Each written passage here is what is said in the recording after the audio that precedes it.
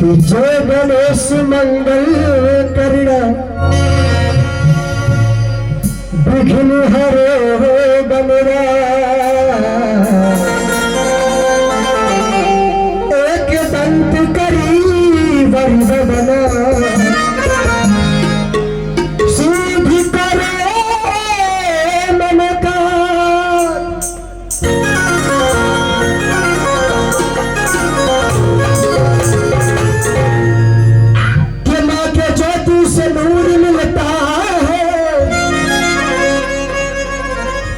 सबके दिनों को सुरूर मिलता है जो भी चाहे माँ के दरबार में खाली है उसको कुछ न कुछ तो जरूर मिलता है।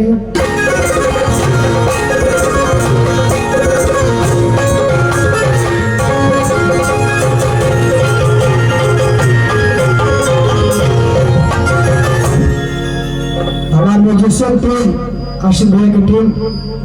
उन्हें सुपरस्टार खेसारी जी के संग बजाने वाले अनूप यादव जी के संग शिल्पीराज जी के संग लुधियाना चंडीगढ़ तक जाना लोग आज सौभाग्य से खाली रहने तो यहाँ पे आगमन हो गई। उधर जो गाते हैं म्यूजिशियन भाई लोग खाते हो जाता है। सबसे पहले गाँव खाते दुनिया का हम बात कि दुनिया के सब जग जननी के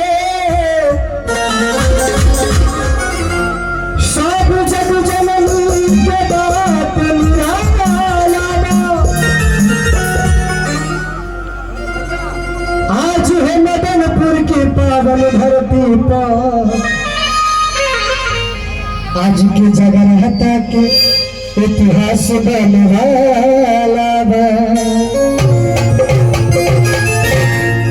सूरज विधान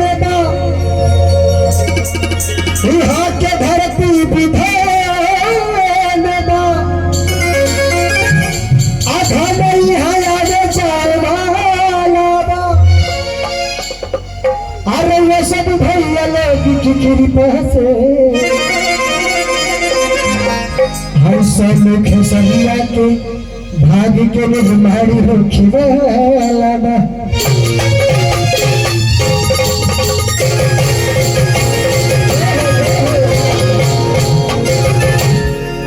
बहन चाहती जितना भी मेरे माई से प्रेम से बोलिए दुर्गा मैया की। देखता कितना नियम लगाता वाह वाह। चलिए एक भजन माई के मूर्ति देखने वाले क्या पंडाल में माई के मंदिर में माई के मूर्ति देखने बा और इनका तो वही के लड़का माई के पंडाल के सामने जाके माई की मूर्ति देख के कहता कि काश की माई हमने के घर से अच्छा चल के आ जाती। माई के मूर्ति देख के और लड़के का मन में भाव जागल बा लड़का कोना गुणगान करता कहता हे माटी के मूर्ति से तकेली मुस्काई के हे माटी के मूर्ति से तकेली मुस्काई के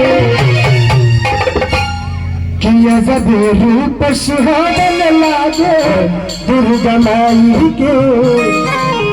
किया जब रूप सुहावन लागे दुर्गा माई तो आज के महीने जितना भी चाहते कि माई जेके माई तू हाथ तेरा बड़ी तू हाथ ऊपर करे मौसा ए मौसा उठाने लगते हो सीधा सीधा इधर से कमे इधर गार्जियन लोग सबके हाथ सीधा ऊपर और ताली बजा के माई पर ताली बाजी ना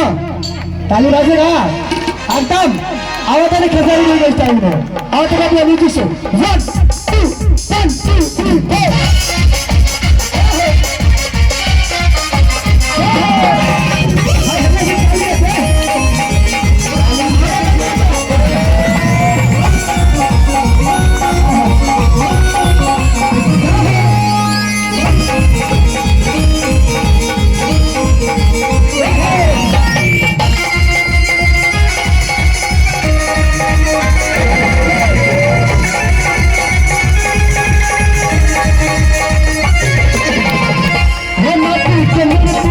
Hey,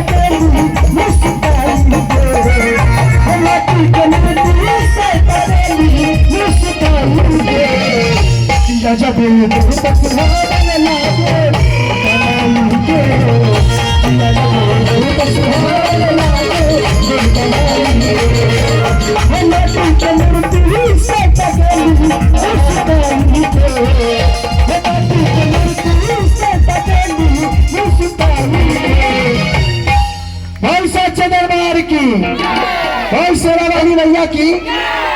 और हम कमेटी जैसे चाहे पीछे तक माता बहन होने खड़ा वालों सामने पंडाल में बैठा दी। जय हो। की जिंदगी में कभी खुशी कभी गम होता है, और माँ के भजन में ताली वही बजाते हैं जिनके बाजुओं में दम होता है। तो मैं जिनके जिनके हाथों में दम है हाथ में करें और ताली में कहने कैसे कि जब